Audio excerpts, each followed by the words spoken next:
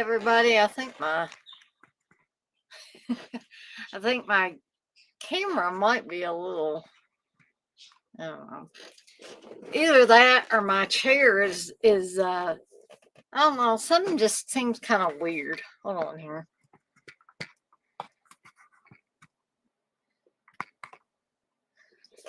Okay, that seems a little better to me. Sorry about that. I need to make sure I have my freaking camera fixed before I get on here. Uh, but John, I did want to acknowledge that you put a couple of things in the chat already. Um, so, John, you say, I feel like I've seen New Year's Evil too much. I watched a movie today called Ghost Keeper. And actually, John, I'm going to bring that up as a kind of honorable mention. I probably can't talk too much about it because it's been a while since I've seen it. But I did plan to bring that one up. It is a New Year's movie. There's another one I've got in my stack that I've seen tons more than Ghost Keeper. That probably a lot of people don't. I mean, I could be wrong, but I don't think a lot of people think about it when they think of New Year's horror related movies. But yeah, I have seen it, John. It's just been a little while. I think Steve has it on the hard drive, and it could be that you could watch it on YouTube as well. You say it's okay. It's kind of a shining ripoff, and the main villain lady is crazy, like in Funeral Home. That's probably why I remember liking it, because I was always a big fan of Funeral Home as well. Texas, you say stop drinking before the show. Actually, I haven't had anything other than zero sugar Mountain Dew, actually. So I might be a little high on caffeine, but other than that, I think I'm okay. Johnny said, hi, sorry, I saw this a few minutes ago. Slow week at work, so I have more time to watch stuff. Man, John, I wish I could say it was a slow week at work for me. I think they thought this last 2 weeks was going to be slow. But it's like it's just been like bang, bang, bang as far as phone calls and stuff. And I don't know, I don't take every single one of the calls, but like Tuesday, I think before lunch, we had around 45 or 50 calls come into the help desk. And we're doing that, plus we're trying to stay on top of our tickets and all that. So I'm glad that somebody is having a slow week. I just wish I could say I was having a little bit a slower one. Yeah, I'm gonna be off Friday, and I'm not sure if this past Monday I was off, and the Friday before this week I was off. But I don't know if they're gonna give us the Monday off after New Year's or not. I'm either gonna have to ask tomorrow or check our calendar, because when it's holidays, they put them kind of in yellow on the calendar, and they've had a little like a Christmas present type of thing. So I don't know if they're going to do that for the upcoming holiday as well. Johnny says, so if you remember a channel on Roku called Shockworks TV, they would play this and other lesser known ones. I hate the channel got shut down. I'd imagine Steve knew of it. Yeah, I think so. I think we had actually watched some stuff on there, John. Yeah, it's sad too that a lot of the Roku channels have gotten shut down for whatever reason. Hey, Darren, you say, let me start putting some of these up here. You say, hey guys, another New Year's film is The Fifth Chord, a 1972 Giallo. Probably one for Steve more than yourself, Dana. Yeah, I think, Darren, that he has The Fifth Chord. I want to say either he's got a physical copy of it or it's on the hard drive somewhere. But I'm trying to remember actually if I have watched it with him though. So, speaking of work, before we get into this nasty New Year's stream that I wanted to do, um, just a little mini rant, and I'm like, I'm not super pissed. I think I was a little more pissed earlier when it happened. And it's not like I got chewed out at work or anything, but it's just like, and I know this happens to everybody unless you're at the top of the heap somewhere, because that's what happened. The people that are up higher than you and make more money than you, like, push all this stuff down until it ends up like, and they keep putting it off and putting it off and putting it off and not doing anything with it. And guess what? It gets pushed down on us little peons. And then we take the fallout because you didn't do something 2 months ago, you know. So this is what happened to me today was I got this ticket like last week or so. Um for something called a dolphin install. And you guys don't have to know what this is. It's some kind of software that some of the clinics use.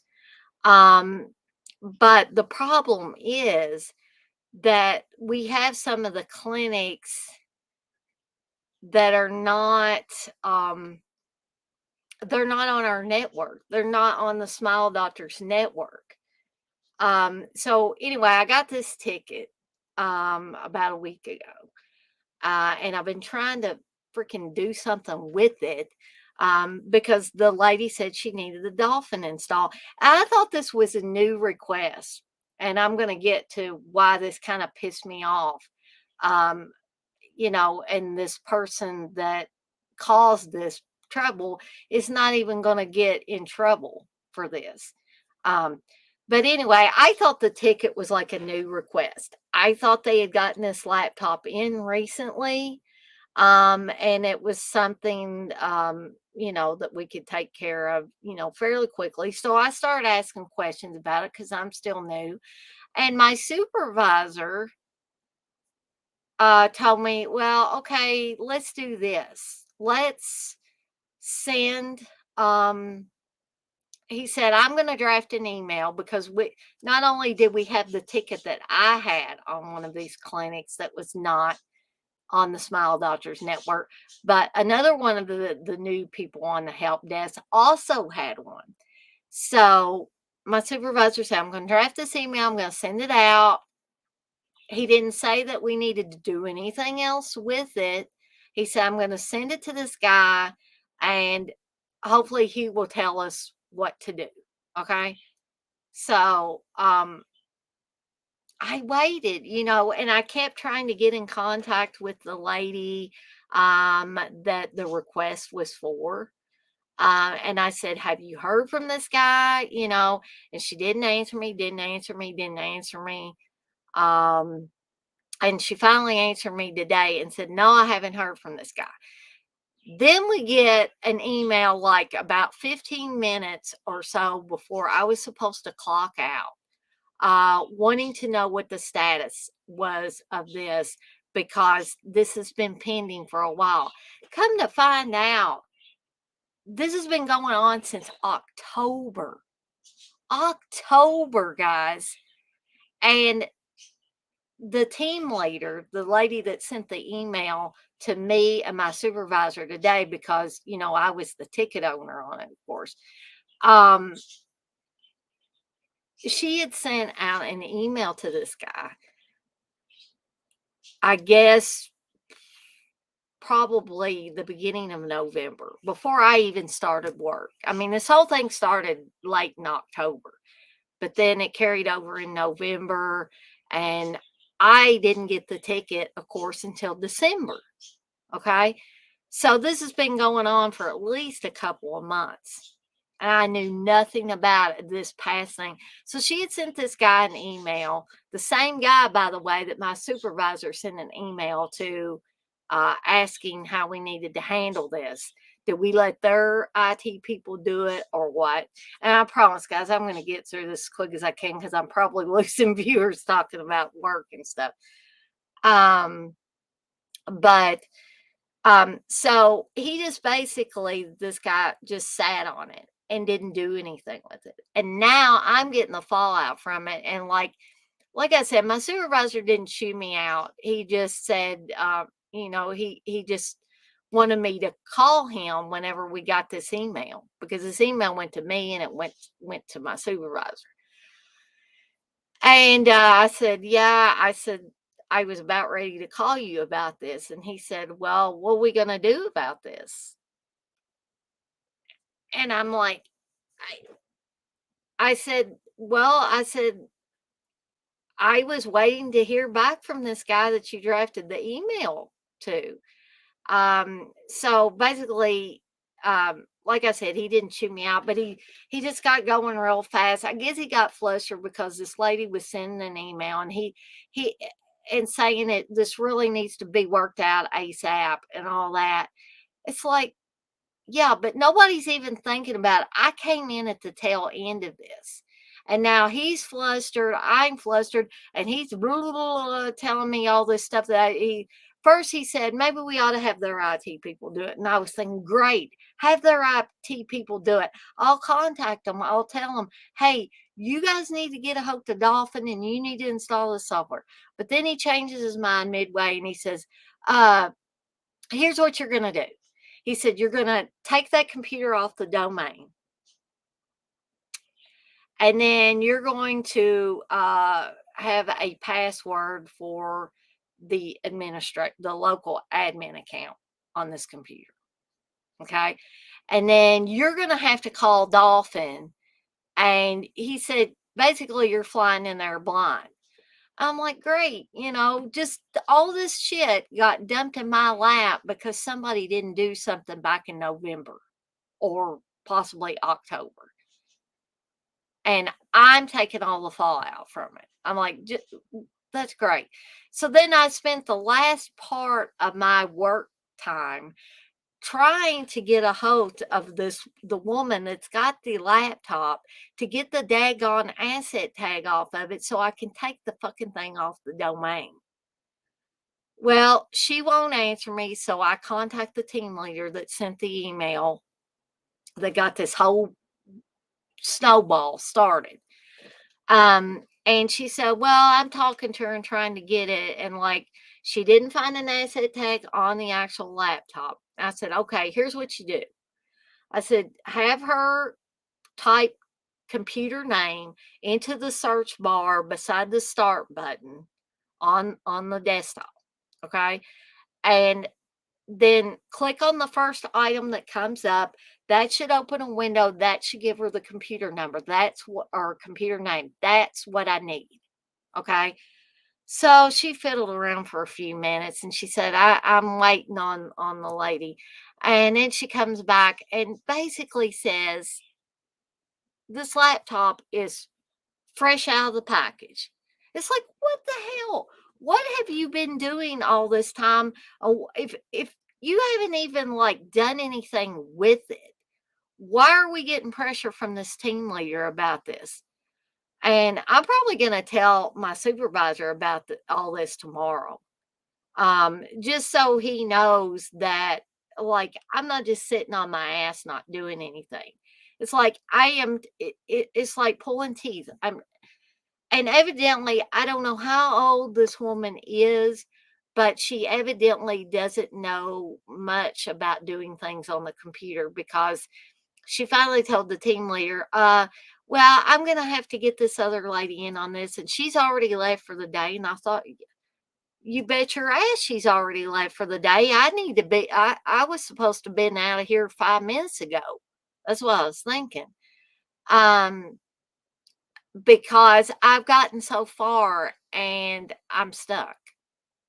And I thought, how can you get stuck with just the information that I gave you to just tell you to type something into a search box, click on the first item, and give me the freaking computer name?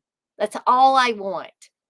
because I want to get this shit done. I want to get this ticket closed, and I don't want to think about it anymore. But anyway, that's my little mini rant for the evening. Um, let's see. Hey, TJ. TJ, you say hi, Ghoul Gang. Darren, you say, how's everyone doing in the U.S. with the weather? Been watching the news reports, and it's crazy what you guys are experiencing at the moment. Well, actually, Darren, things are a little bit better here because it warmed up today and melted most of the snow and ice and, and all of that. So I don't know about other areas, but here in Louisville, it was, pretty much the snows and stuff is gone now. And I think later on in the near the end of the week, it's going to be in the 60s, which I'm kind of nervous about because last year, at the beginning of December, when it was in the 60s, there were some bad tornadoes that came through, not necessarily our area, thankfully, but Bowling Green area. There was a F3 that went through there at night. Um, there was an F4, possibly an F5 that went through Mayfield, Kentucky. Um, and so Steve says you can't sit and worry about what is, but it just makes me nervous when the weather gets unseasonably warm. Um, I don't like it. It just makes me nervous. Um, Texas, you say, yeah, it's been okay here, but Blissful has been dealing with snow and frozen water. But thankfully, her and her mom aren't in Buffalo. I hope things get better though with the frozen water and the snow and all of that. I know that's got to be rough.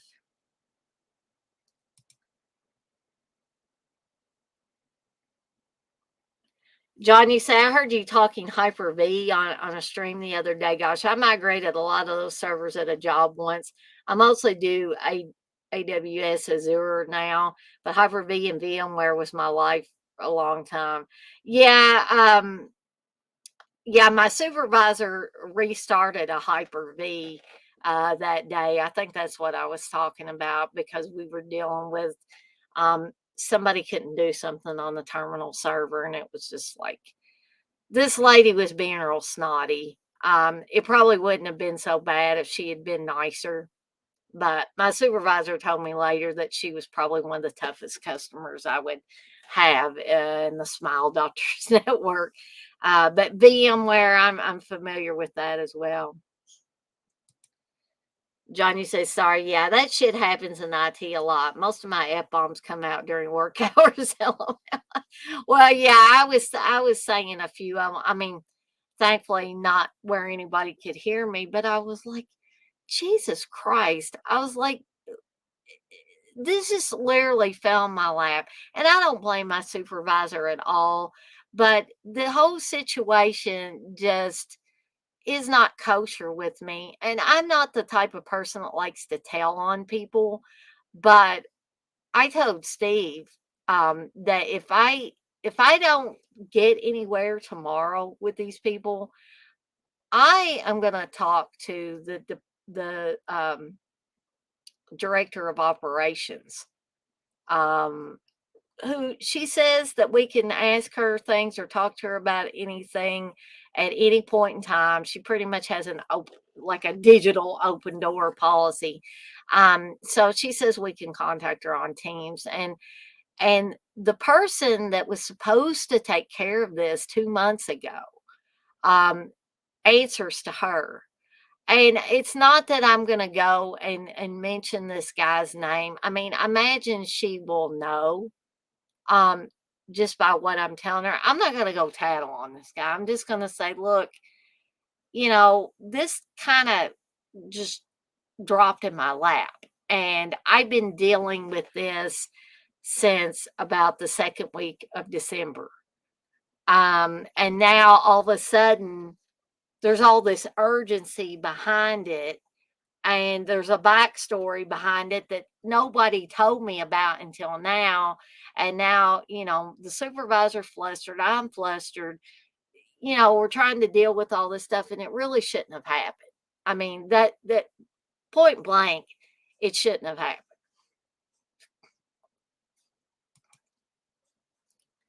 TJ said, I'm not jinxing myself by talking weather right now. LOL. Johnny says, same TJ. I can't think about it. LOL.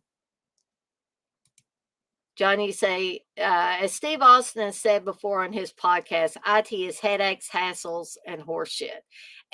And now the majority of it is, John. I mean, I love being able to help people and stuff, but it's just that stuff that I was talking about a little bit earlier that really um is the shitty part of it. Um I just feel like if and I'm not trying to toot my own horn or anything, but I sometimes feel like if everybody would work as hard as I feel like that I work, that I think things would run a lot more smoothly. But people at the top sometimes, and I'm not saying all people at the top, but again, it seems like the more money somebody makes, the more shit they push down on the people that are making less money. And it causes them more headaches and stress. And not only that, but they're causing my supervisor headaches and stress just because they can, you know. Hey, Wes. Yes, Danerland is live again. I'm not doing as many live streams as I was, but I'm trying to do a few more here and there. Yeah, toot toot. um, so before I get to Nasty New Year's, which is why I'm calling this live stream, I just wanted to show a couple of things that I just got in today. And the first thing is, I don't know how many of you guys are members of the Lost Drive-In Patreon for Joe Bob. Darcy is pretty much heading it up, and she's breaking open the vaults, and she's finding all of this historical, in my opinion, Joe Bob magic. Because I don't really. I mean, Joe Bob gives to the fans, but I don't really think he was interested in going and taking such a deep dive as Darcy is doing into the material. So I pay my $35 a month, which Steve says that he thinks that's too much, but I think it's just right for the amount of stuff that I get. Because not only do I get stuff from Patreon with Joe Bob related things. But Darcy actually sends things out to the members. Um, and actually, I wanted to show this too because I thought this was really nice and I thought this was cute. So, not only did I get what I'm just about to show, but I got a Christmas card. I hope you guys can see that. That says Happy Holidays, has Joe Bob and Darcy. And then on the back, they've actually signed it. We love you, Darcy and Joe Bob. And I'm sure that Darcy put the we love you part because she always puts the hearts on everything. But I do know that I've actually sat there and watched Joe Bob sign stuff in person. So I know that is his signature there. And they actually took the time to, I don't know how many of these they needed to send out, but they actually took the time to actually sign it with a Sharpie or something. And it's not like a pre-printed thing. That's actually, I don't know how many people they have that are members of the Lost Drive-In Patreon, but I'm sure it was a lot. So the other thing I got with it was Darcy periodically sends out these Blu-rays. And this one, I love the way they do these. You got a rather young looking Joe Bob Briggs on there. And these kind of look like, pulp magazines or comic books or something like that. And it says, in this issue, Rowdy Roddy Piper speaks. John Waters presents the drive-in totals, Christmas at the Lost Drive-In, and then if you turn it around on the back, um, there's a Darcy, of course, there at the top. You have a picture of Roddy Piper, John Waters, creature from They Live. You have another very young Joe Bob there. So I'm really excited to watch this. I haven't gotten a chance to watch it. Of course, it came in this afternoon or this evening, and I had just gotten off from work and hadn't had a chance to watch it. The other thing I got in was I didn't get the Steelbook, but I did get the 4K of Pulp Fiction, which again, I haven't had a chance to watch yet. So I'll have to get back to you guys like on the quality of it or if there are any special features that haven't been included on some of the other releases that have come out. Well, it's not Uncle Bill, but it's Uncle Rad. Sup, Dana, you shit hen? Not a lot. Not a lot, Uncle Rad. um, so I'm hoping, probably Uncle Rad won't do it, but I'm hoping that, and, Uncle Bill and CK may be busy doing their own New Year's Eve thing, but I was kind of hoping that Uncle Bill and CK both would come in live on the stream for me for the New Year's Evil watch along. Now, Darren has already agreed to be on there with me, barring anything happening.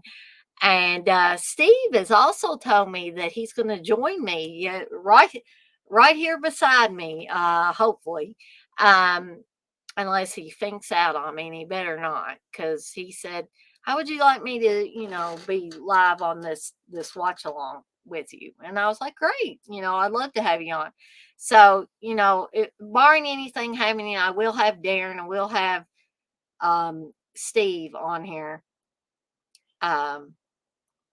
But I hope to have, a bunch more of you guys. I believe I can have up to 9 people in here, and that's not counting Steve, because if he's on here with me, that's just going to count as one. So, let's see how many people we can get in here for this New Year's Evil watch along. We're going to be starting at 7:15 p.m. Eastern time on Saturday. And I did it that way because Darren said it'll be 15 after midnight or a quarter after midnight in the UK. And he says it'll be less noisy. I guess people will have did all their hooping and hollering for New Year's by the time 15 minutes have passed. So that's why we're doing it that way.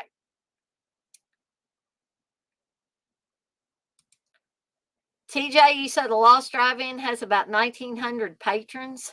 Awesome. So that tells you how many of those things that they did.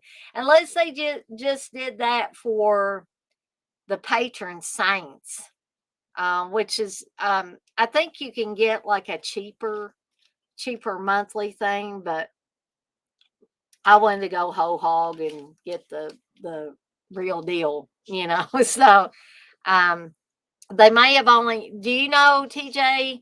Since you're the statistics man or the answer man, and it's okay if you looked it up on Google. It doesn't matter. Do you know how many of those 1,900 patrons are actually patron saints? Wes, you say, cool stuff. Joe Bob has a good Patreon, but ours has more content and it's better priced. Well, you guys do an awesome job with your content. I will say that, Wes.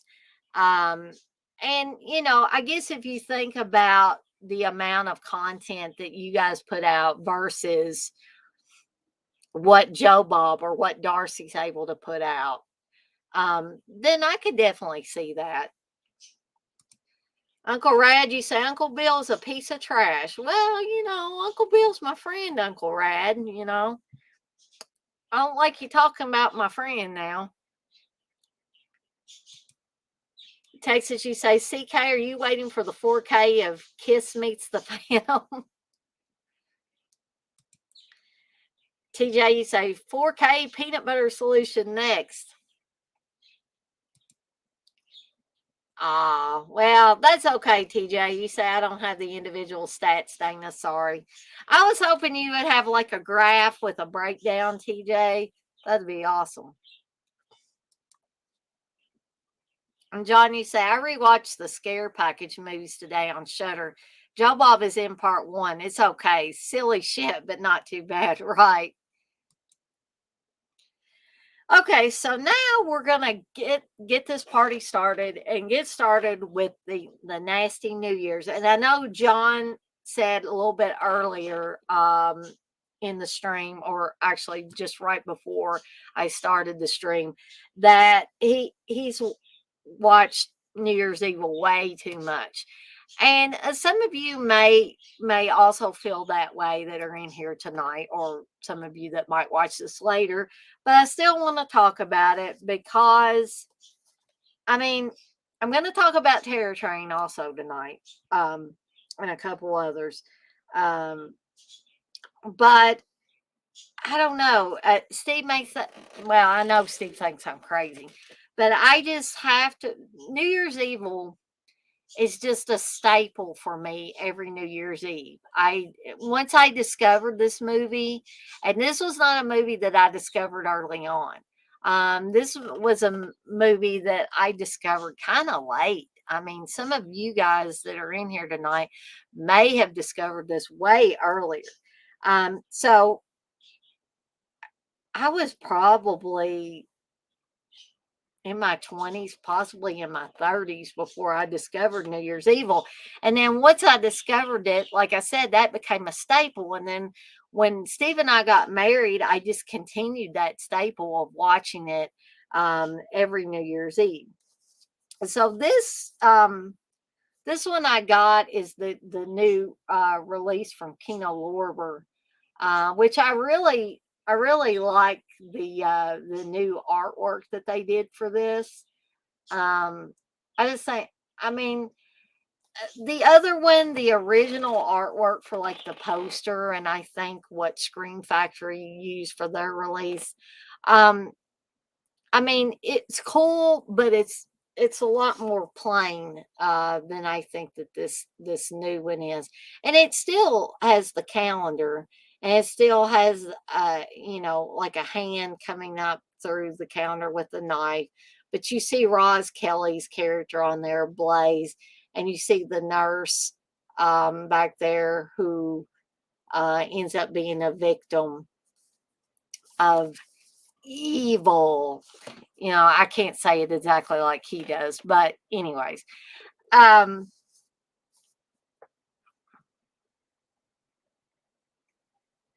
let's see.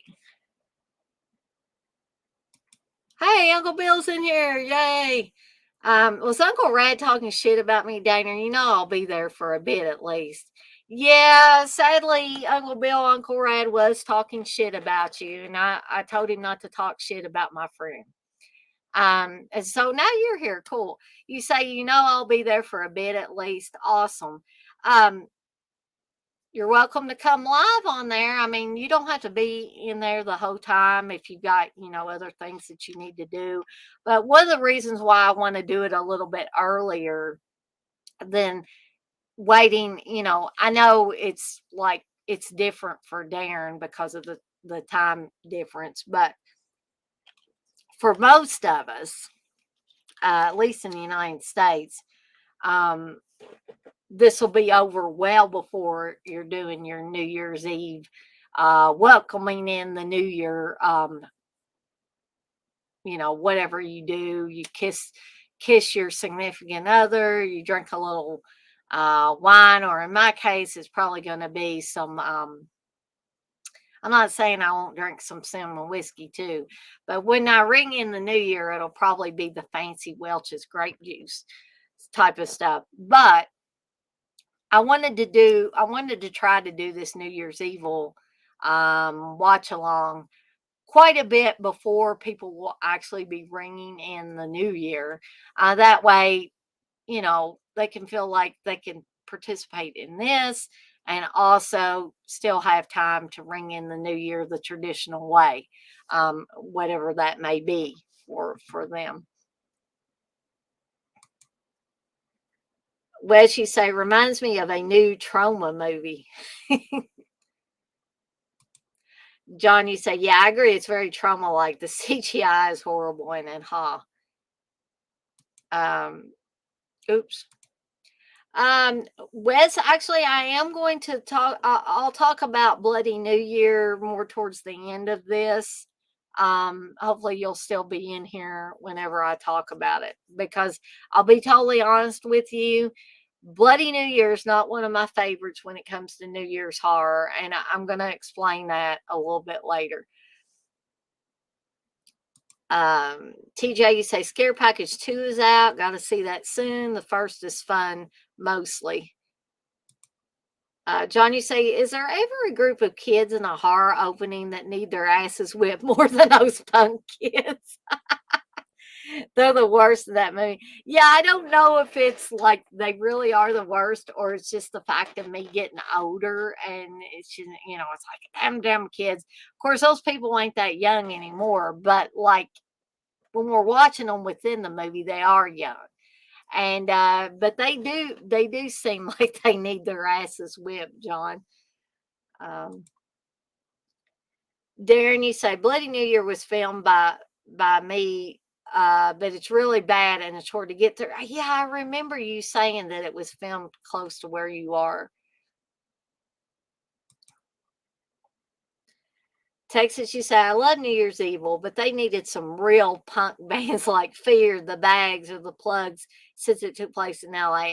And I would agree with you there, Texas, as well. What she says, Steve will be drinking moose piss. I I don't know what Steve's gonna be drinking actually. But I kind of equate that seltzer stuff that the White Claw that he drinks. He actually got two watermelon White Claws. Was it? Yeah, it was yesterday evening after I got off from work. Because here's the story about that. I'll tell this story real quick. But I do equate those hard seltzer things with moose piss because I think they taste awful. But no offense to anybody that likes those hard seltzer type of drinks. So, but anyway, Steve found out that his driver's license had expired on Christmas Day. I don't know why in the hell they would make your driver's license expire on Christmas Day. But anyway, he went to pick up a prescription at Walgreens, and they're like, your driver's license is expired." And they said, "You need to take care of that real soon because um, he was picking up a prescription, and it was something that they needed to see his ID for." And it's like, one of those things where we'll do it this time, but next time you need to have that updated. So then Steve forgot about it again and went to Kroger's yesterday through the day and was trying to get some alcohol. And the lady was like, it's expired, Um, and so we had to go back and we went to Thornton's yesterday evening, and Steve wanted me to go with him and have my ID so I could buy it. But they never even asked for the ID at Thornton's. The girl was young behind the counter. I mean, I guess she wasn't that young because she was able to sell alcohol. We probably looked ancient to her. So, she was like, well, they're of age. I'm not going to ask for ID. Um, so anyway, that's the kind of funny story about Steve and his expired driver's license. Uncle Bill, you say, I'm gonna, Daner. I'll be there at the beginning for sure. Well, awesome. I'm looking forward to it. TJ, you say Bloody New Year is better in the background playing Darren. Pop it on in the few of the weirdest parts. I would agree. TJ, you say White Claw is the new wine cooler of the day. LOL. Gosh, I like wine coolers better than those hard seltzer things. Wes, you say you love Thornton's? Wes, you say Steve is 64. They aren't going to ask him. He farts cobwebs. Oh, man. I'm going to have to share that with him, Wes. Um, Uncle Bill, you say, I've never understood why it fucking matters about buying alcohol if an ID is expired. It's not like my date of birth changed due to the thing being expired. Yeah, Uncle Bill, I said almost the same thing. I just don't get it's just all politics, I think. Because, yeah, you're exactly right. Your date of birth does not change just because your freaking ID is expired. Um, TJ, you say, yeah, you can sell at 18, but not drink booze, by the way. Yeah, it's crazy. John, you say, yeah, I think it's getting older. That whole we're rebellious and badass thing makes me want to go, fucking calm down, you little wanks. I think we're all getting older and like this stuff, have y'all seen those commercials about uh them try it might be insurance commercials, but they're trying to prevent these people from becoming their parents. And I'm not exactly afraid of becoming like my parents, um, unless it's losing my taste for horror movies like my mom has. I've said this before, I'll say it again. My mom used to be like a huge fan of like slasher types of movies. And now, you know, and I'm just kind of afraid one day I'm going to wake up and not want to watch the old, 80s slashers and stuff anymore. But y'all keep putting things in the chat. This is I think this is a lively conversation, and that's what I like that's what I like most about doing these live streams. I like interacting with you guys. I don't like to just get up here and just start rambling on about stuff and boring everybody. I like to talk about movies for a little bit and then kind of just we bounce things off of each other. So, anyway, back to New Year's Eve a little bit, but y'all keep putting things in the chat. So, um, this is a brand new, supposedly 2K master. It looks really good. Um, so on a totally punked out New Year's Eve, vivacious TV hostess. Okay, I'm going to be honest, guys. I'm not saying that Roz Kelly is ugly or unattractive in any way. But I think vivacious might be stretching it a little bit because anybody that has seen this movie and watched Roz Kelly, she does a good job in the Blaze character, but I think she's too old to play it. I mean, really, we want to get down to brass tacks. I think she's too old to be playing that MTV type of hostess for what is essentially supposed to be um, punk or new wave or whatever. I'd love to hear what you guys think. You can put in the chat if you think I'm full of shit saying that about Roz Kelly. Um, you can say that. That won't hurt my feelings. So anyway, vivacious TV hostess Diane Blaze Sullivan counts down the hours to midnight, but as her show progresses every hour on the hour, a savage maniac slashes up a new female victim.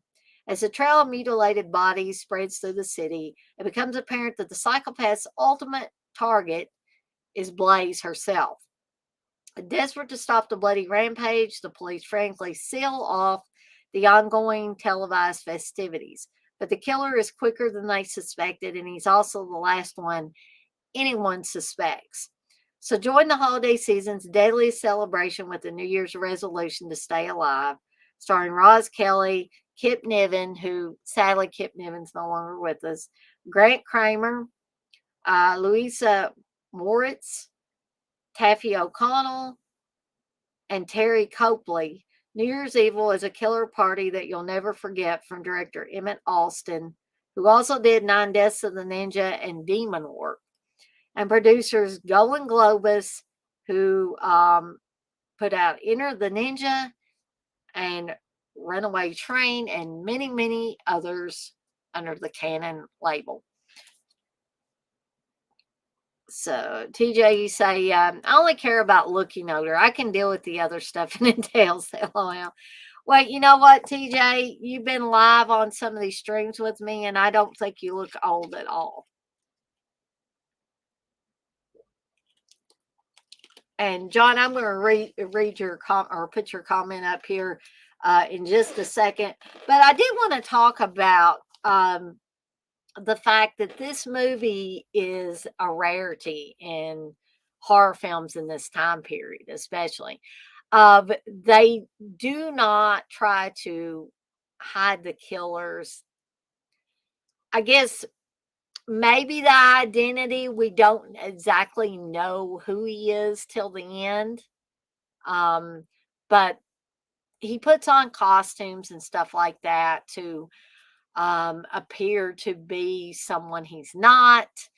From, convincing a nurse in a mental hospital that he is come over from the county hospital to help out, to be extra help. He ends up, having a drink with the nurse, played by Taffy O'Connell, and they end up making out, and then he kills her at the stroke of midnight. And he does this in each one of the time zones. And after he kills somebody, he calls Blaze up because she's taking phone calls from people like suggesting songs and different things. And so he calls her up, and he has recorded all these deaths, and he plays them back for her. And of course, naturally, she's horrified. And also, there's a kill early on in the film before the New Year's Eve killings in each of the time zones. And that is the death of, I believe, Blaze's assistant, Yvonne, who is killed in the hotel where they're having this show. She's up in her hotel room. Somebody sneaks in there. Why somebody wouldn't lock their door in a hotel, I'll never know. Maybe people felt safe back in the early 80s. I don't know. But in LA, I don't think I would. In New York City, I don't think I would. So I don't really understand that part. But anyway, someone is able to sneak in to her hotel room and kill her. We don't really, at that point in time, we just think, oh, it's some crazy that's killing people. And then later on, when you actually see that it's Kip Niven's character that keeps calling Blaze, and he's the one that's, putting all these disguises on and going different places. He picks up a couple of girls at a bar and ends up killing them.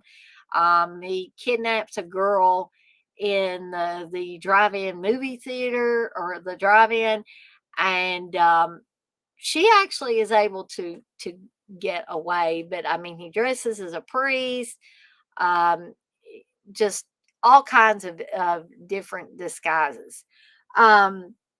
But I think probably the creepiest thing he does is, I believe it's a Stan Laurel mask. Feel free to correct me if I'm wrong, guys. But I believe it's a Stan Laurel mask from Laurel and Hardy. But that is a creepy ass mask. And when he finally gets to the hotel where Blaze is doing her New Year's Evil show. Um, he is in her room and he comes out and he's got this mask on. And he does several different scenes with this mask on. And I just think that literally the movements Kip Niven was making and stuff with the mask on was very effective to me. But let's see. So I'm going to read John's message here. John says the killer's motivation is so wacky. He's upset because his wife is famous. Yeah, that's a little. I think that's a little oddball, John. I do agree with you there, but I think Kip Niven pulls that off so beautifully. Um, but you say, I guess there's been worse motivations than slashers. Um, what did she say? Emmett Otter? Well, not actually. Emmett Alston. Darren, you say Roz Kelly's real life story may be worth mentioning on the watch along. Yeah, yeah. That would be a great thing to bring up. TJ said Jug Band Christmas. I was thinking that CK. Haha. John, you say Kip Niven sounds like someone about to go to the NXT Performance Center for WWE. Oh man. TJ, you say, if you think about it, this movie has the same structure as Black Christmas. Yvonne is like a Claire substitute, plus him calling after each kill. Yeah, I hadn't really thought of that in those terms, but it totally makes sense, TJ. Wes, you said, coming down the aisle, weighing 226 pounds from Bay City Beach, jumping Kip Niven. Uncle Bill, you say the New York Kipper. TJ, you say Stan Laurel mask. Yes, I think it was the same company that did the Terror Train mask. I believe so, TJ. I believe you're right. John, you say, I mean, this is shot well. I don't mean to hate too bad. I watched it too much. No, John, I totally get that. And you know, there have been some years that I have found myself thinking, dang, is this overkill? I mean, you watch this every year. But I'm thinking this year is going to be a little bit different because I really want to have a big blowout watch along with this one. Steve and I did a commentary for it a few years back, and it was really fun doing that. So I'm really looking forward to him being on the stream with me for it because it'll be almost like we're doing an additional commentary plus Darren's going to be on there, and I hope but I hope to have CK and Uncle Bill both on there. Um, heck, I would love to have, I've talked to Uncle Bill about this before, that I'd love to get Savannah on. I think I've mentioned this to Wes. I would love to get Sarah on. I mean, I'm not saying that I don't like you guys in there. You guys are a lot of fun. John's helped me with stuff. TJ's helped me with stuff. Texas has helped me with stuff. Darren, um, it's just it's been a lot of fun. Those are the most fun I have when I have other people to interact with. But I just think we have a shortage of ladies in here. I mean, some people might think it's weird that and I'm not saying it's weird. I'm just saying some people might think it's weird or that maybe I'm trying to get some kind of attention by just being me and a bunch of guys in here. But no, that's just the way the cards the cards fell where they may, or the chips fell where they may, and that's just how it turns out. Oh, and I don't want to forget Dirk. I've had Dirk on as well. Um, and I don't think about it in terms of it's just me and a bunch of guys, but other people might see it differently. And so, I encourage any ladies that want to come on. I mean, I've said it before, I'll say it again.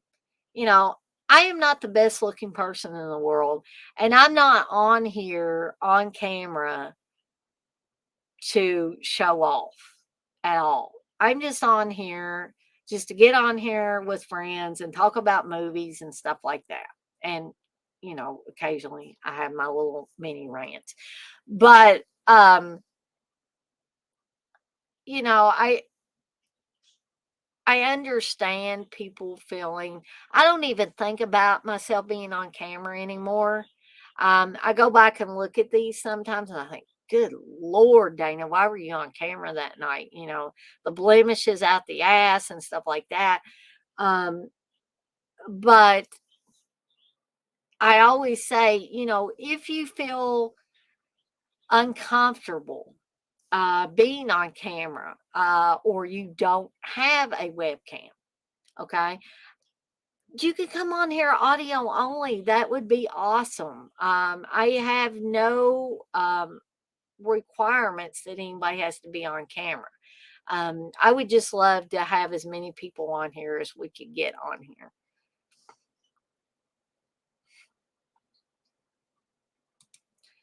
Johnny say it's got that early 80s slasher look with the camera style and all, similar to Motel Hell, etc. Yes, it does.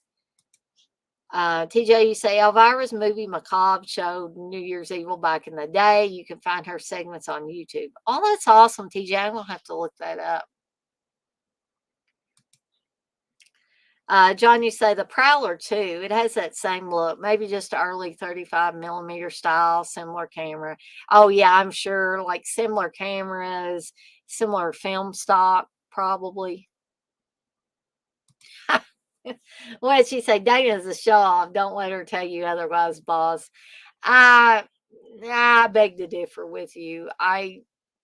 No, I've never been a show off because I clearly know my limitations. And I'll save the showing off for somebody that's got something to show off. And that ain't me. Um, hey, Blissful. Oh, Wes, you say if you come on here audio only, you are a pussy. Um, well, Texas comes on occasionally audio only. I don't think he's a pussy. And two, he has an excuse. He doesn't have a camera. TJ, you say, yeah, John, it's like a mist or filter over the lens. But I kind of, you guys might disagree with me, but I kind of think it gives it a little extra charm, maybe. Or maybe I'm just trying to make it sound good. I don't know. Um, so I totally get the people that say, and John, I'm sure you're not the only one that say, hey, yeah, I'm kind of bored with New Year's Evil. I've watched it a gazillion times and, I think I'm done with it for a while. But I am hoping that we have fun with the watch along on New Year's Eve. Um, and I do think that New Year's Evil has its place in slasher movie history. I think Kip Niven, I thought he did a masterful job, in my opinion, of playing this demented killer. And I do agree that the motivation is pretty wacky, as John said. But I guess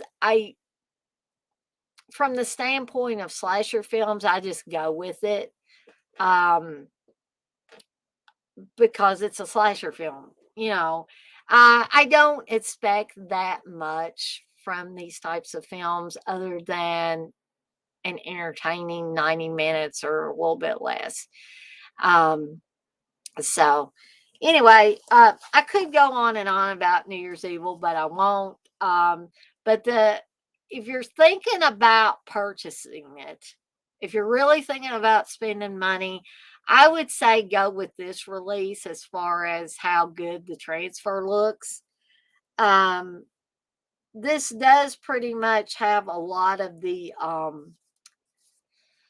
extras ported over from the Screen Factory release, but I will warn you, the audio commentary leaves something to be desired with Emmett Austin and moderated by Bill Banana Man Olsen. And I hate to talk bad about the guy because I think that Bill Olsen passed away recently. I'm guessing his health issues finally got the better of him. And feel free to correct me if I'm wrong on that, but I thought I had heard in the last few months that he had passed away.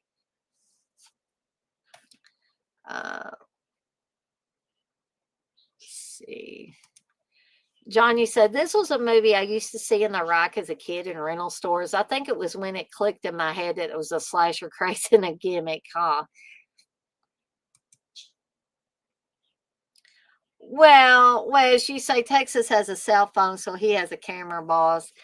Um, yeah, technically, but I love having Texas on, um, in whatever format I can have him on because Texas is very knowledgeable.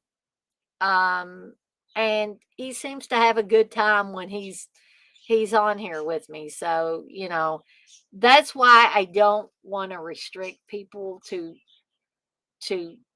just only you people that want to be on camera can be on here.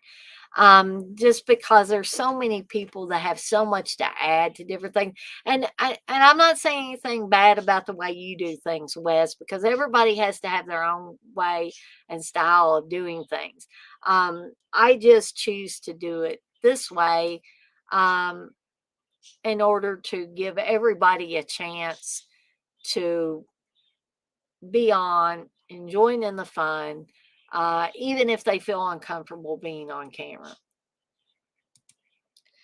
Darren, you say, John, for sure. A lot of the early 80s slashers had the same feel. Fade to Black is another that looks similar. John, you say, I didn't quite understand how big the slasher genre movie was until later in life. It was a tried and true business model for those studios at that time. And I think I probably was like that too, to a degree, John, because I think I didn't understand how big it was. I just knew that I enjoyed them. And I was just in my little corner of the world. I was watching them. I was enjoying them. I think it probably wasn't until I started like looking at magazines like Fangoria and Gore Zone and stuff like that till I realized the extent of the popularity of these types of movies. John, you say, yeah, Darren, Fade to Black. That's a great one.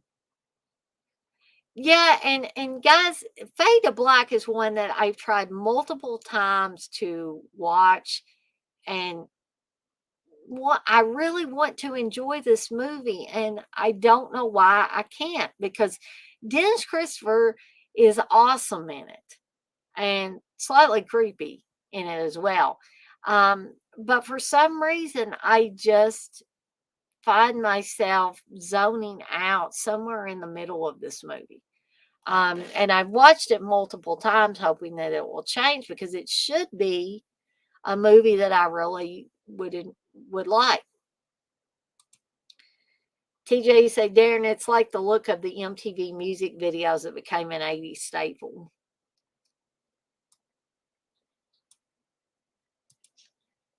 TJ, you said the killer was a baby man who couldn't deal with the woman making the money. He was a biatch. That's right. Uh, Darren, you said New Year's Evil was kind of a rare film to get going back 10 to 15 years ago. I was lucky enough to have the VHS, but that was real pricey back then. Yeah, I think I want to say the first copy I had was a VHS copy. Then you say, also, I paid £40 for the one sheet poster and was pissed later to see it for 15 or 20. Yeah. Uncle Bill, you say, Fade to Black definitely has an interesting idea. It's just not very good. Yeah, there's something for me. I'm glad I'm not the only one, Uncle Bill, that it just gets dull somewhere along the way. And I can't really put my finger on it, of what is making it like that. Um, just that it should have been a really great film for me, and instead it falls short somewhere.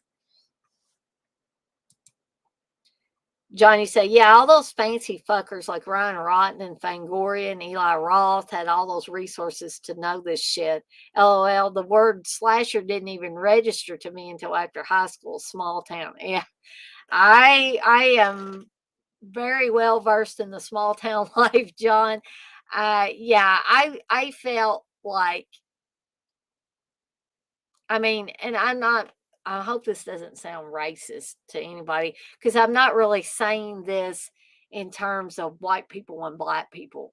I'm just saying that growing up in my small town with my love of horror movies and stuff like that, I always felt like a grain of salt in a pepper pot, because like I've said before, people would literally look at me like I got up and put my clothes on sideways. Um or upside down or whatever. When I talked about horror movies, it just did not resonate with a lot of people in my hometown. Darren, you say, yeah, I remember you saying you don't like Fade to Black. It's poorly paced, but I really like it. Maybe that's what it is, that the pacing's a little off. Darren, it could be. It certainly could be that. Okay, so we're having a really good conversation. So you guys keep putting things in the chat. I'm going to move on to the next movie, which is, of course, Terror Train, starring Jamie Lee Curtis. Um, this is still in her Canadian phase of horror movie making. Um, Steve always seems to make fun of this movie, and maybe other people do too. Um, because David Copperfield is in this, playing a magician on this train where a bunch of college students are having a New Year's party, and sort of like a graduation party as well. Um, so the boys and girls of Sigma Phi, some will live and some will die.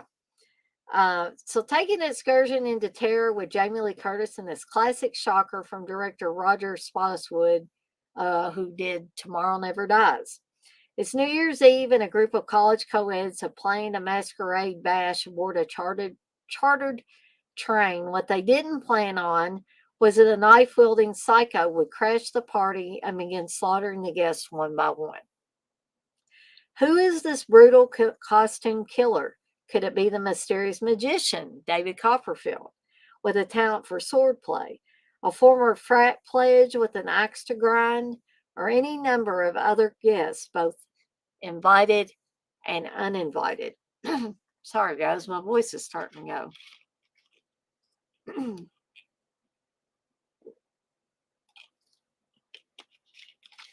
Also starring Academy Award winner Ben Johnson, Hart Bochner, who was in Die Hard, and Dee Dee Winters, aka Vanity 52 Pickup. Okay. So let's see here.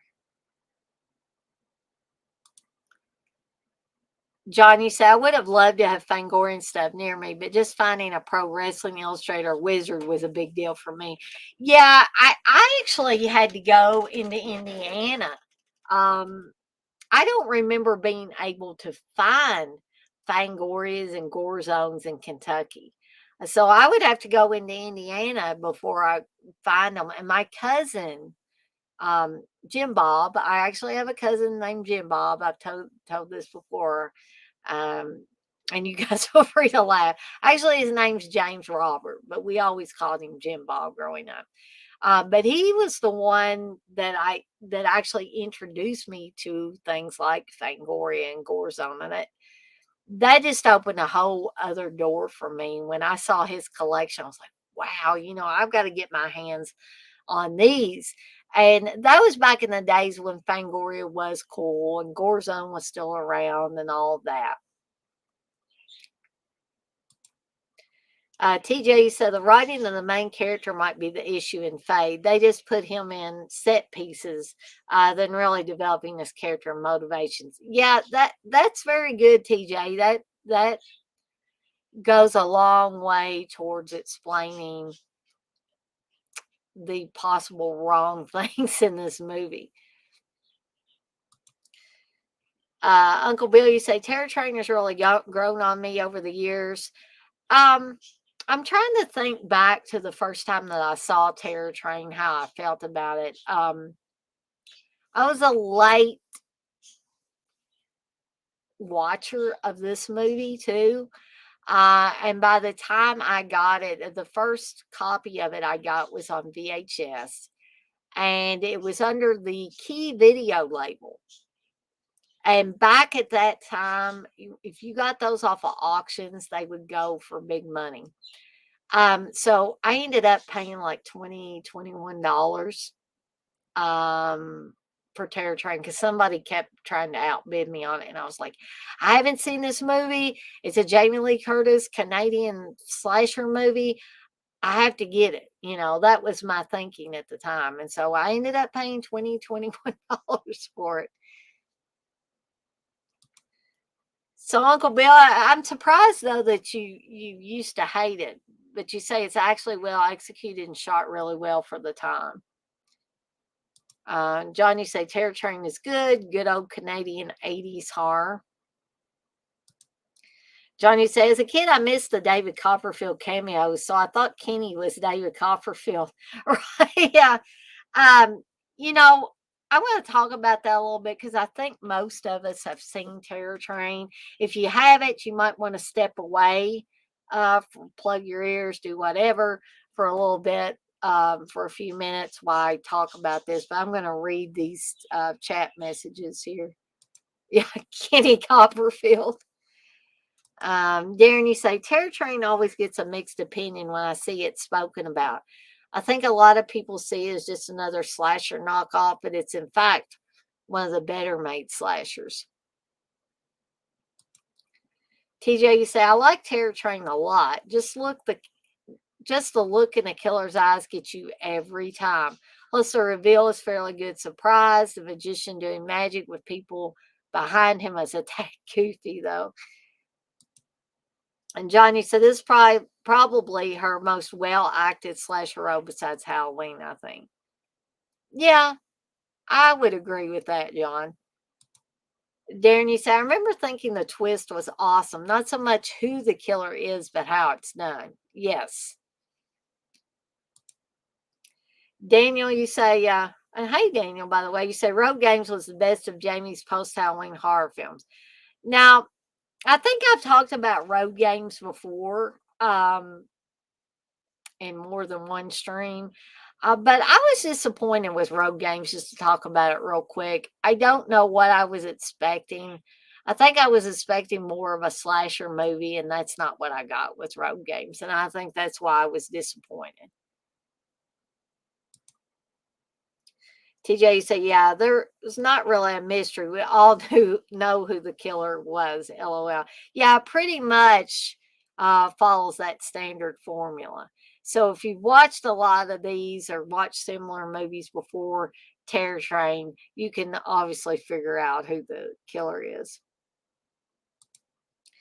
Johnny said, I skimmed Road Games but didn't love it. Yeah, I just think that's one of those that, like I said, I was expecting more of a straight ahead slasher, and that's not what this movie was. Darren, you said the ending to Road Games is completely what the fuck. I think a lot of that movie was what the fuck for me. Yes, John, the whole scene in the cage is creepy. Yes, I'm going to bring that up too. But I did want to talk about, we're all pretty much saying the same thing, that we know who the killer is, but the reveal was what was cool. At least in my opinion, because um, we know the killer's Kenny. Okay. But who is Kenny? That the fun of trying to figure this out, because Kenny's obviously changing costumes. He'll kill a person off and take their costume. And then somebody else thinks that he's, somebody else, and he gets to kill them off. And he just keeps going and going and going, until he ends up getting to Jamie Lee Curtis. So the basic story of Terror Train, before we get to the reveal, is that Kenny becomes an unfortunate victim of a college hazing um, prank. So, the movie starts out and they're having like their New Year's Eve party, and or New Year's Eve party, and the new pledges to the fraternity have to wear their beanies and all of that. And some of the more popular guys are talking to Kenny, who is obviously kind of an outcast. And from the setup that they're going to do something not nice to Kenny.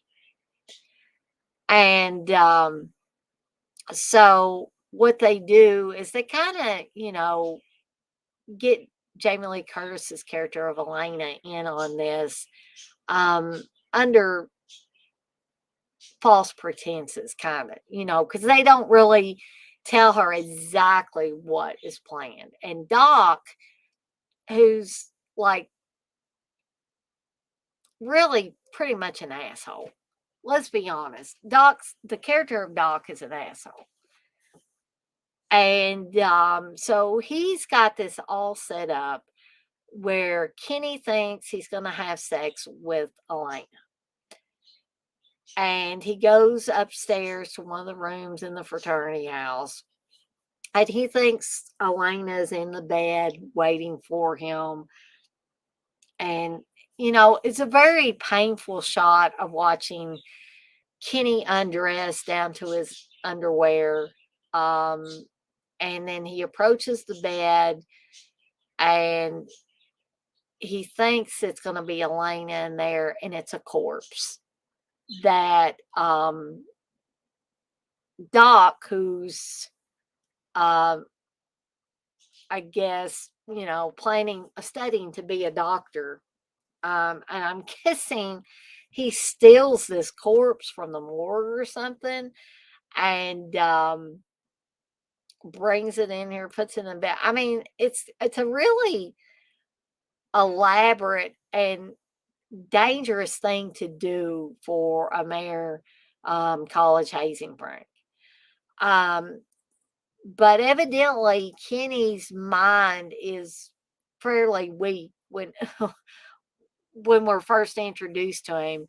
And so when he discovers that this is a corpse in the bed, he does a thing that I've never seen in another movie. I mean, he flips out, obviously, but he starts going, like that, and he's spinning in a circle, and he's getting wrapped up in, like, the bed's kind of got like those curtains like on it. Um, and he ends up getting wrapped up all in that. And, everybody starts out laughing, except for Jamie Lee Curtis. Jamie Lee Curtis looks, obviously, the character of Elena looks horrified in this scene. And the guys are laughing at first. And then you see a look of shock. And you see Kenny go into kind of a slow motion thing of, it looks like he's falling and he's oh, like that. It's got everything slowed down.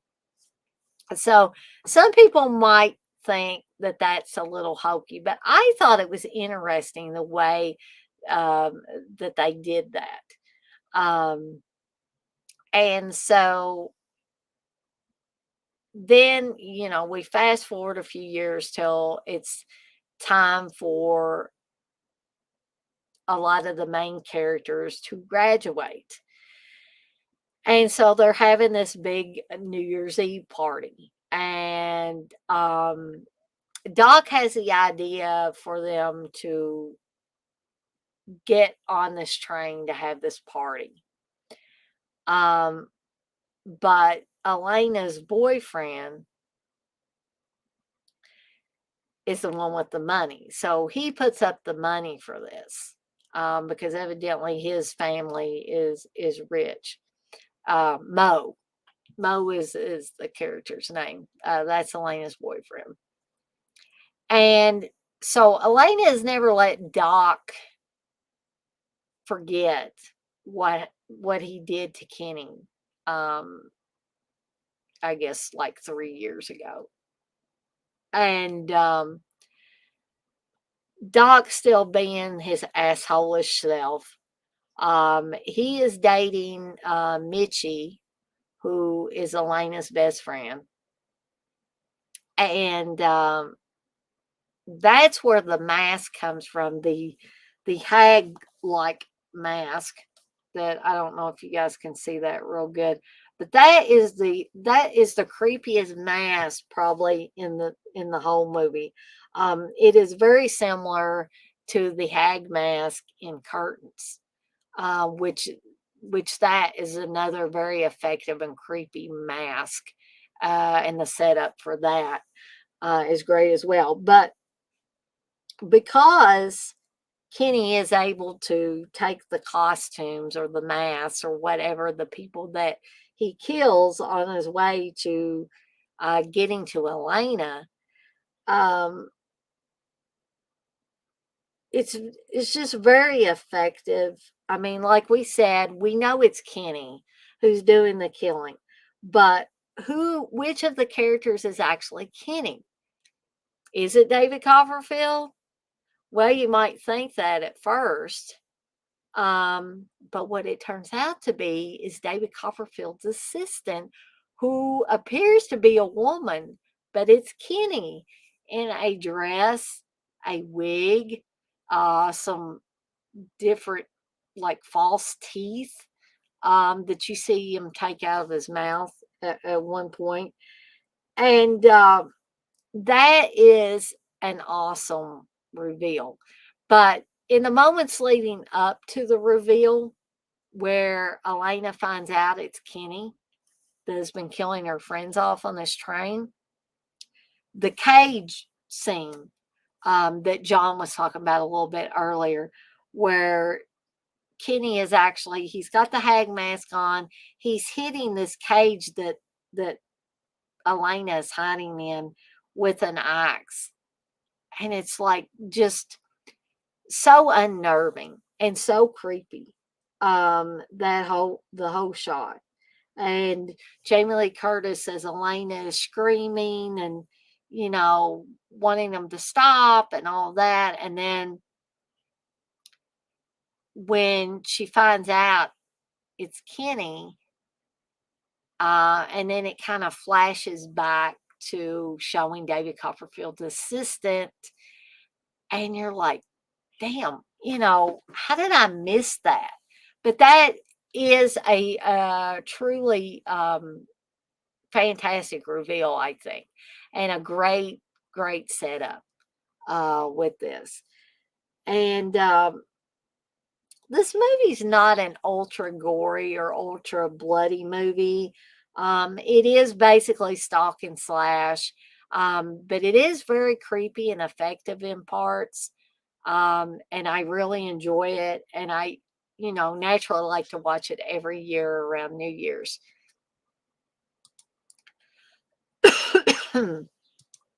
John, you say, I can attribute IFC in the late 90s for showing me a lot of these. I know this was on there a lot. Madman, too. I don't remember Mad Men being on there, but I think I was a late watcher of IFC. I think when I got really big into IFC was when they had that Argento marathon around Halloween that one time.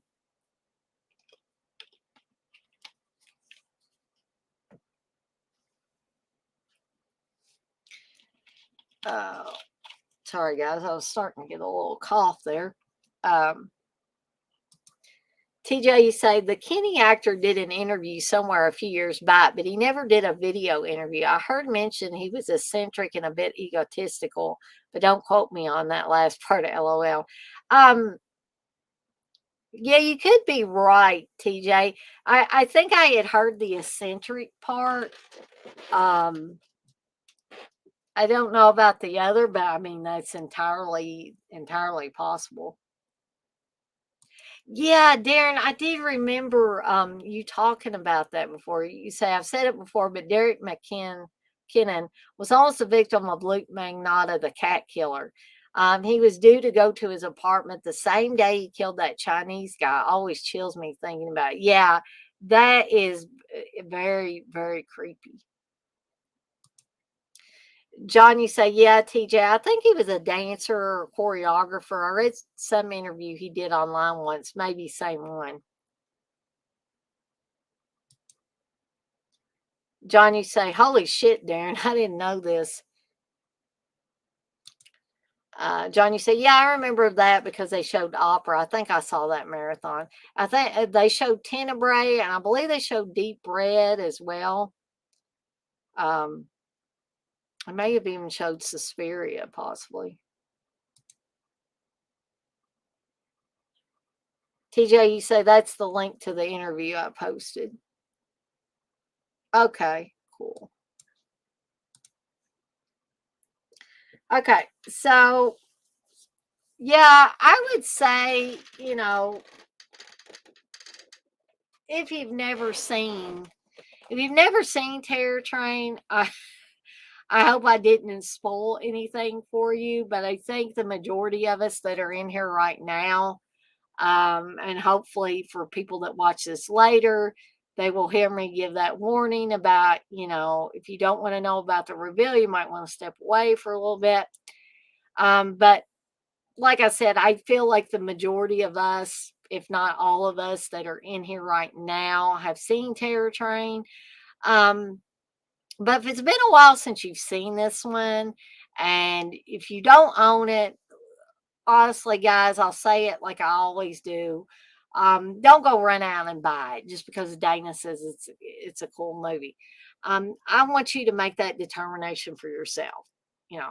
So if you don't already own it, but you heard me talk about or heard some of the rest of us or saw what some of what the rest of us were saying in the chat, and it's intrigued you and made you want to watch this, then try to find a for free version. Might be on Tubi or YouTube possibly.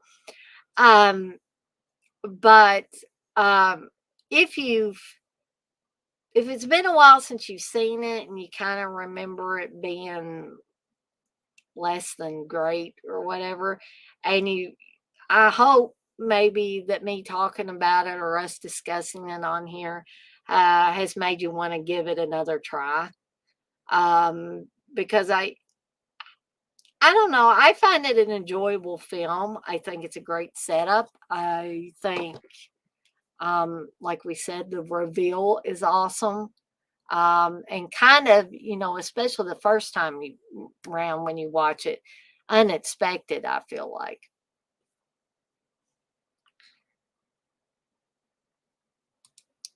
TJ, you say you still got to check out the remake, though I don't have high hopes.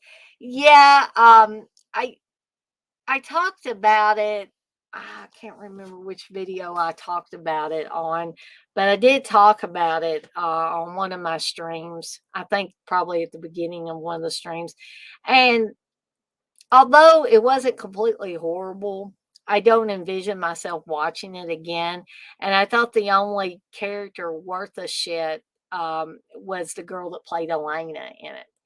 Um, it had it had many, many flaws, in my opinion.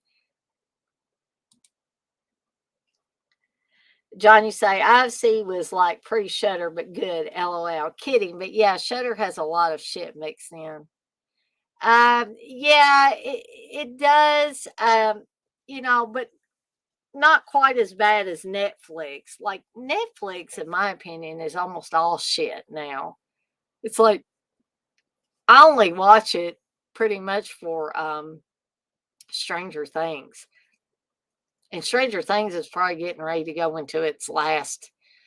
Well, I know it's going to go into its last season because they aren't kids anymore, so they don't want to do that anymore. They want to go on to bigger and better things, which Millie Bobby Brown, some of the others, Finn Wolfhard and stuff, have went on to do bigger things already.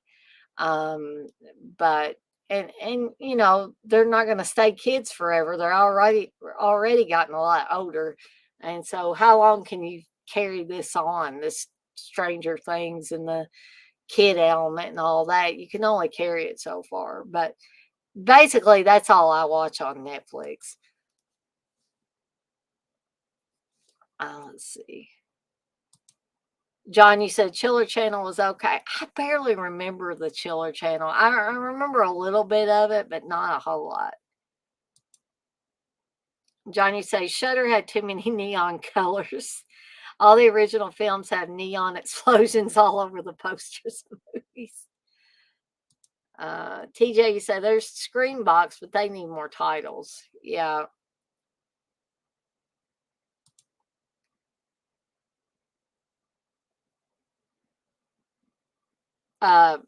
John, you say, yeah, we watch Netflix for shows, but agreed it's lame now. I'm glad I'm not the only one that thinks that, John. TJ, you say, last Stranger Things season is coming, but I heard of a spinoff possibility. I might consider watching a spinoff, um, but I'm kind of, I know, all good things must come to an end kind of thing. And I knew it would come to an end, but yet I'm still kind of sad that it is coming to an end. Okay. So y'all keep on chatting in there. We still got 11 people in here. I'm going to go to the next movie, which, guys, I forget every year that technically this is a New Year's movie.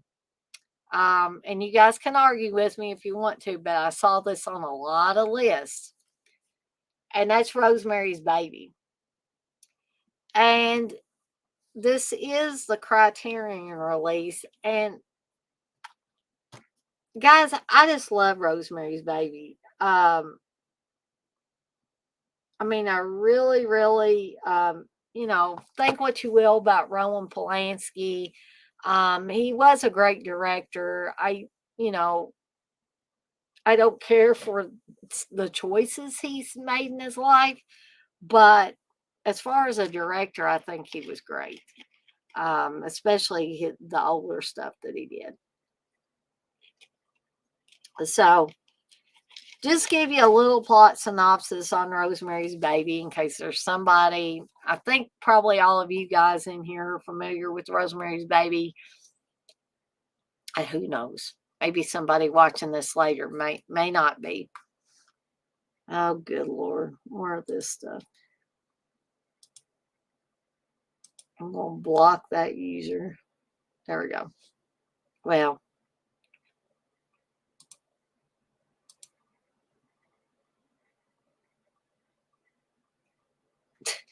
yeah, I don't know. I'm going to put the user in timeout then, maybe. There we go.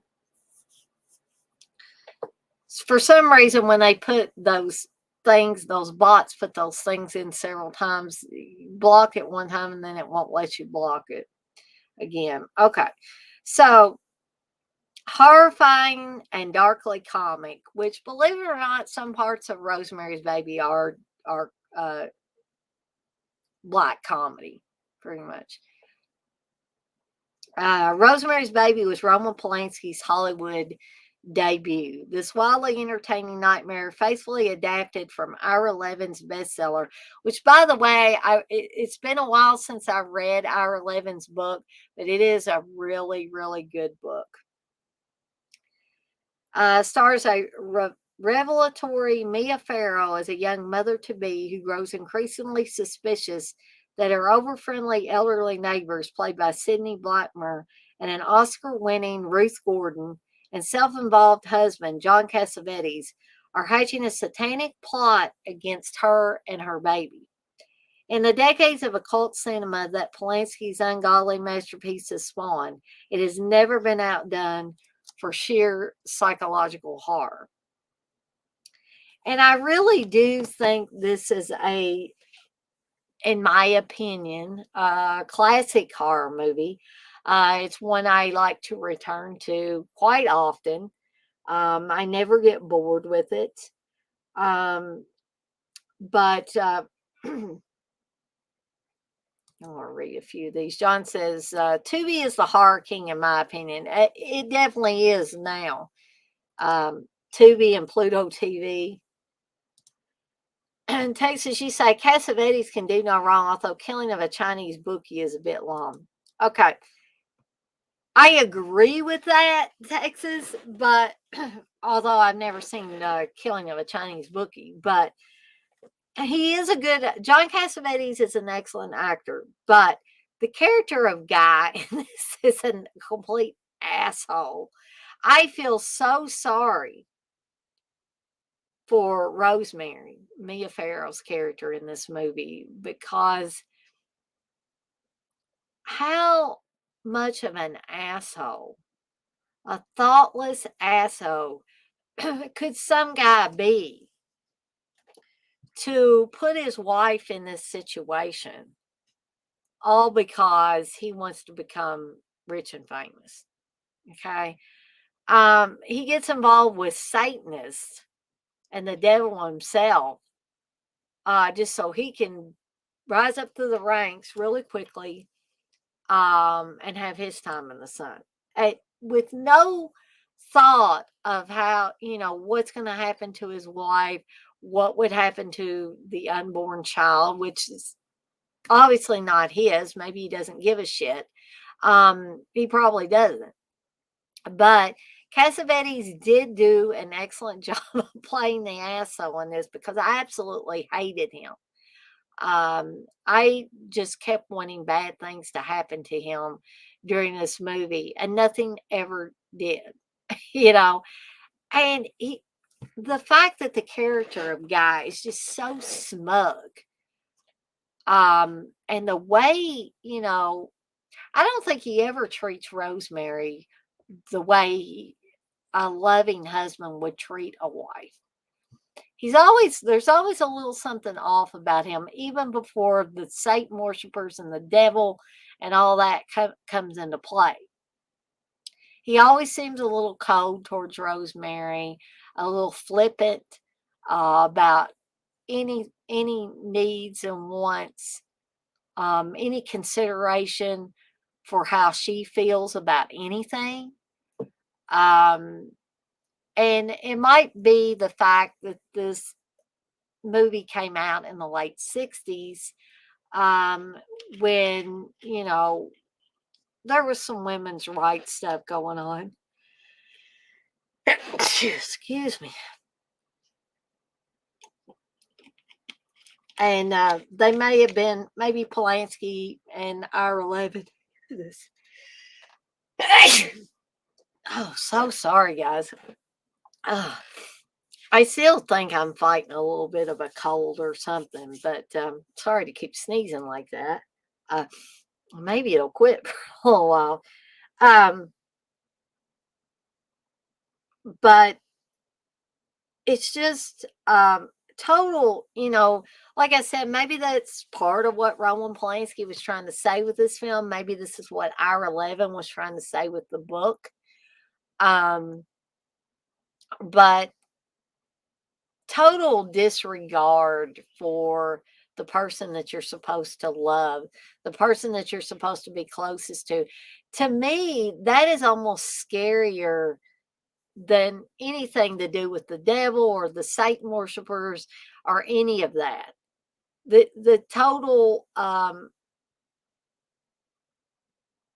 just blocking yourself off, and not caring at all about the person you're supposed to love most in this world.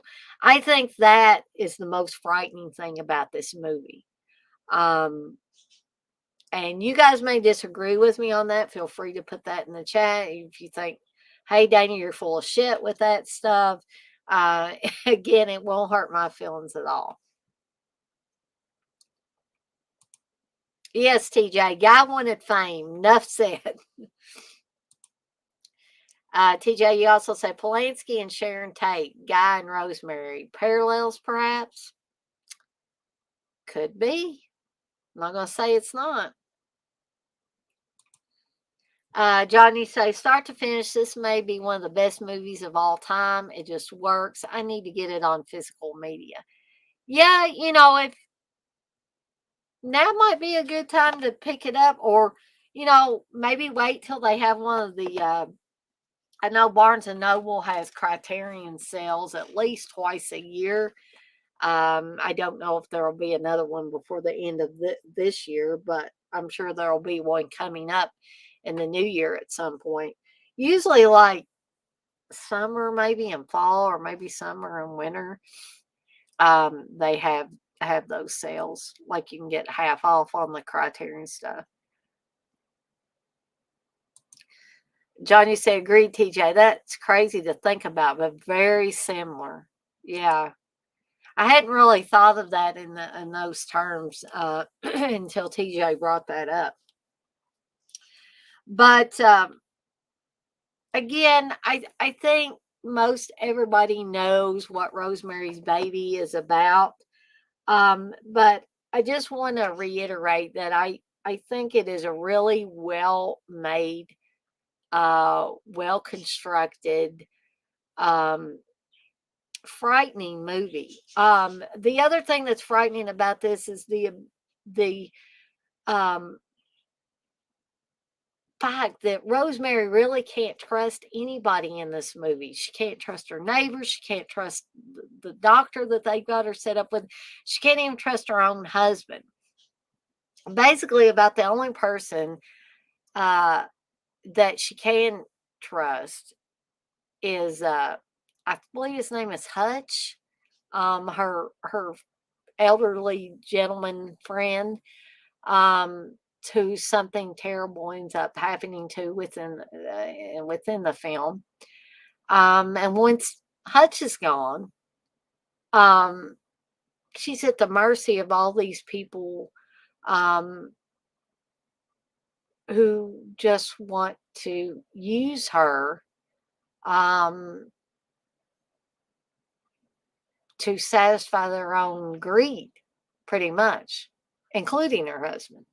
So once Hutch is out of the picture, she really has nobody she can trust. Nobody. Um,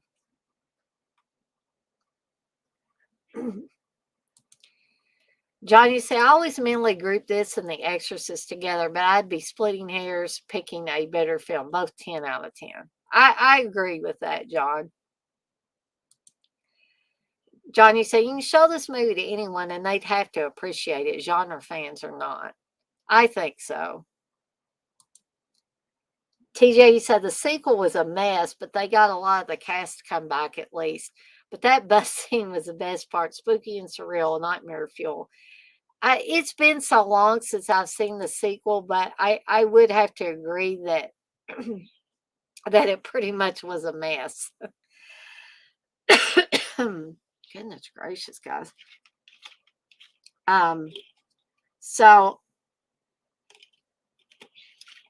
I would highly suggest Rosemary's Baby if you've never seen it. If it's been a while since you've seen it, oh man, if you own it, pull this sucker back out and give it another watch.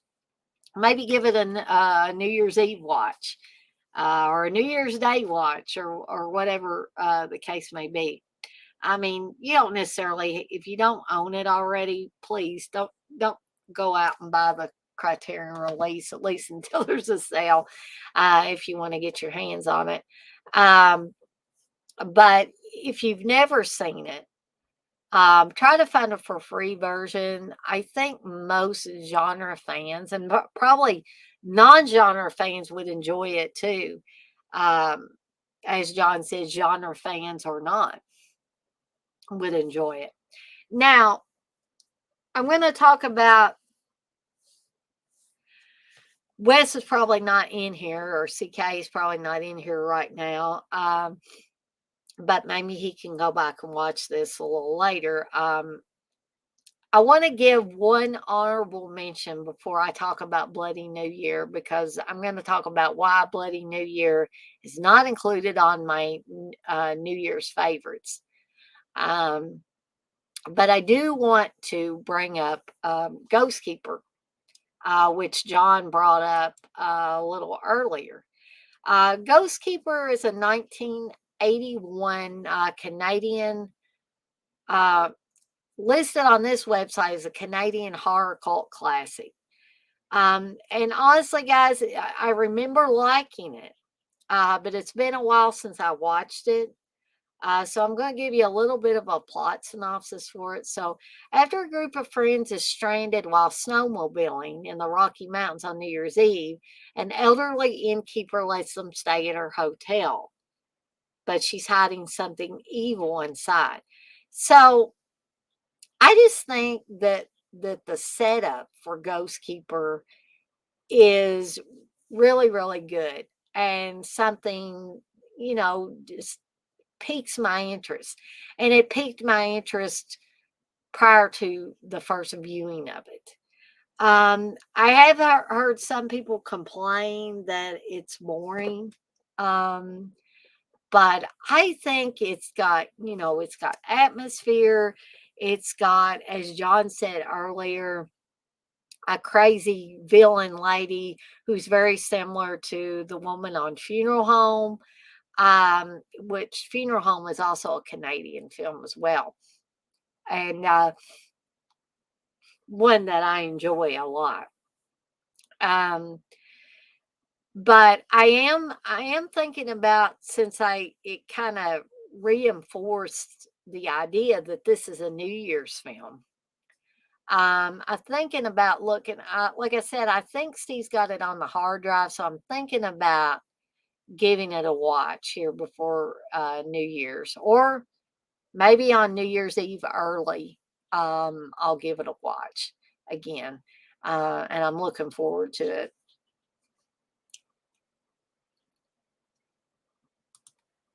John, you said, in fact, I watched it in high school on IFC. Ha! Johnny say it has Paul Jaja doing the score, so it has that slasher 80s style score. Yeah. Yeah. Paul Jaja was the man. Him and Carl Zitter um, both did a lot of different scores for a lot of Canadian horror films. John, you say, I watched it recently again. It's slow, but it has a good atmosphere and the music helps too. So, again, you guys keep chatting in there. Uh, now I'm going to bring up Bloody New Year, guys. And Bloody New Year is one of those movies that, if you guys remember the video cover, back in your video rental days, that movie had a cool ass cover of the skeleton with the party horn, and I believe a New Year's hat and all that stuff. I mean, it looked really cool, and the original poster looked cool and had that artwork as well. And if I was to be totally honest, I'd say probably, you know how they say you can't judge a book by its cover, which that is definitely true. But back in those days, in my early video rental days, I didn't much pay attention to that sentiment. And so sometimes I would get stuff that looked really cool. The box art would look really cool. But then you'd get it home and you'd pop it in the VCR and you'd be like, what in the world? Um, And Bloody New Year was kind of one of those films for me. I was like, what the hell did I just watch? Um, I really have a hard time making heads or tails of Bloody New Year because the premise seems like it's good, like a haunted house type thing, maybe with a little slasher element mixed in. But then when you actually watch it, it's like, what exactly were they trying to do here? Because once you get to watching it, it has a little bit of a haunted house story in it. Um, but then it has all these, it's like it kept switching gears all the time. It's kind of like the first time I watched Killer Party. And Killer Party started out like a slasher film and then turned into The Evil Dead about part way through. And anybody that's seen Killer Party knows exactly what I'm talking about there. So I feel that way. Although I like Killer Party better than I do Bloody New Year, um, that's kind of the way I felt about Bloody New Year, that it didn't actually know what type of movie it wanted to be. Did it want to be a haunted hotel or haunted house movie? Did it want to be a slasher movie? Did it want to be a zombie movie? I mean, it was just to me it was all over the place. And some people might like that, but I was just, I was just confused during most of the movie, and because of this confusion, I was unable to enjoy it really. I also thought that there were some rather long, slow spots in this movie. I felt like at certain points in time, how long has this movie been on? And I don't think it's that long of a movie, but it felt long to me because of the way it was structured and I guess the pacing and all that. And it just really seemed to get really slow and bogged down somewhere towards the middle of the film. And I feel like that affected it too.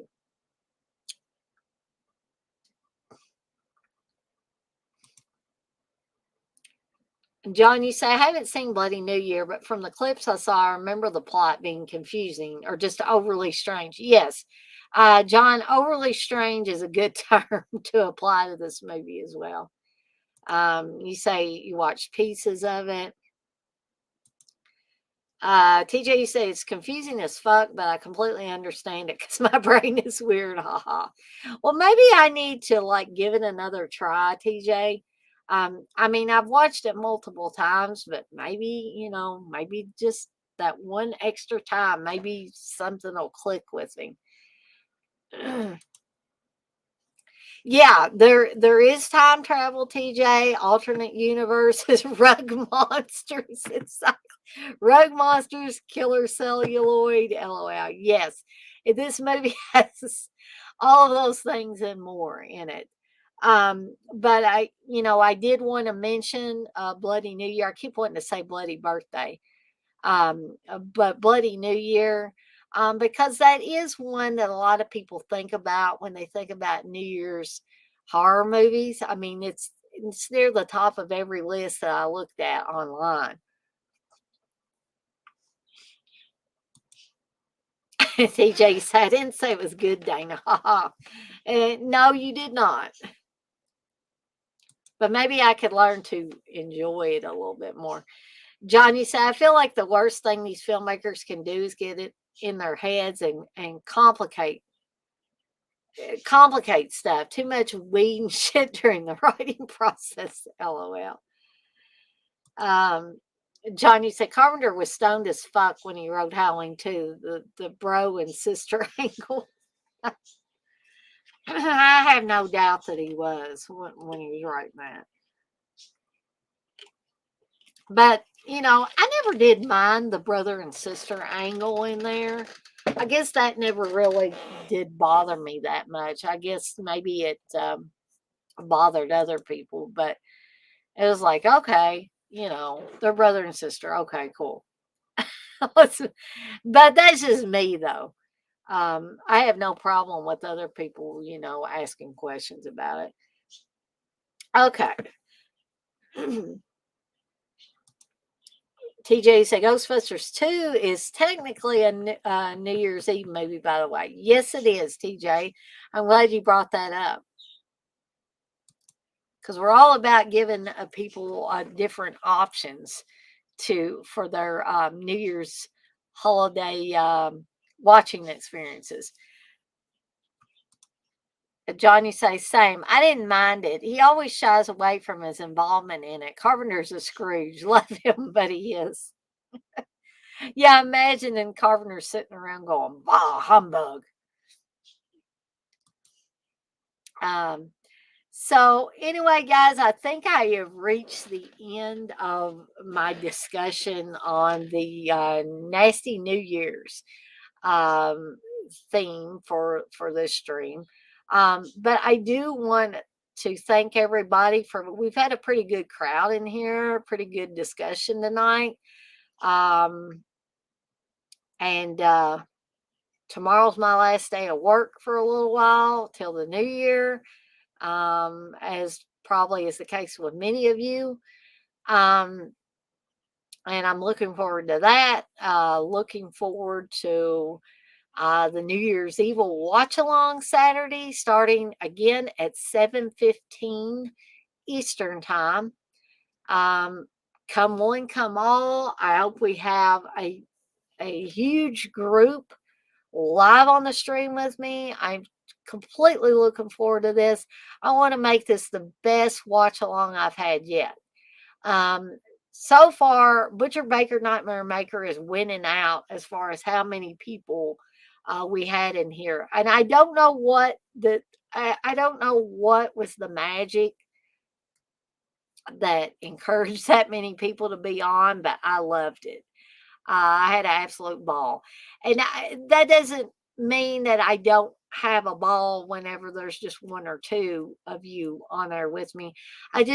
My dream is to have a big group of people for one of these. Let's fill this room up. And I know some people have told me, like Uncle Bill told me one time, that his internet kind of screws up if there's too many people on StreamYard at one time. And I totally get that. Um, but I just want to see if we can get a rather large group in here to do this live. And then, of course, have a lot of people in the chat. I'm really looking forward to it. So let's see if we can make this one something special, guys. But with all of that,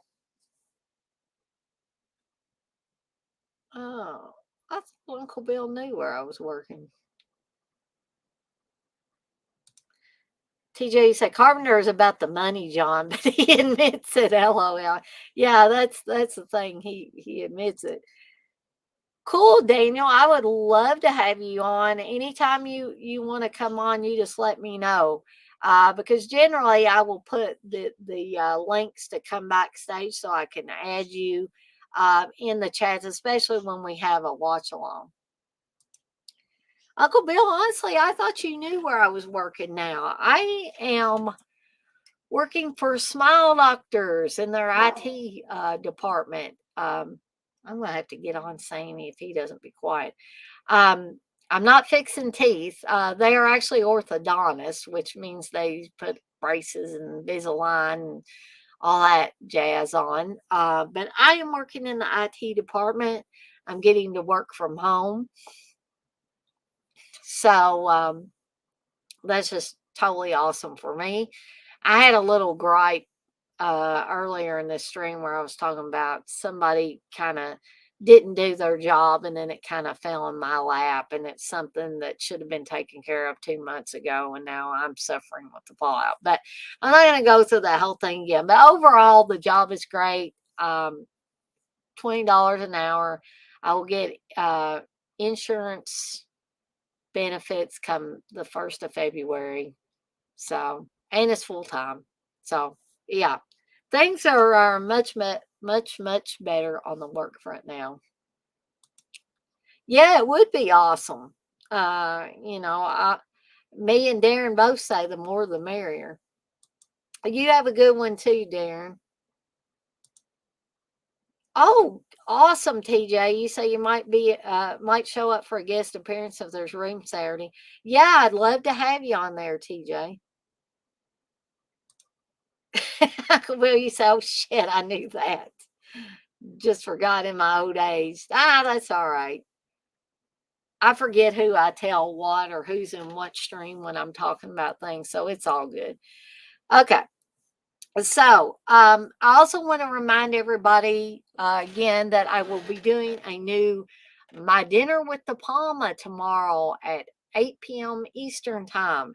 I'm going to be talking about Raising Cain and Carlito's Way, which I'm going to have to refresh myself with Raising Cain. And I've never seen Carlito's Way, so I'm looking forward to that one. So if anybody wants to join me live on the stream for My Dinner with the Palma tomorrow evening, feel free to say, hey, Dana, can you send me the link if I don't already have it in the chat? And I'd be glad to have you on. Johnny said, I may get on, we'll see, or I'll pop in chat, maybe out of town the end of the week. That's cool, John. Either way is fine. So, with all that being said, I am going to skedaddle on out of here for the night, and I will see everyone on the flip side. Y'all have a good night now.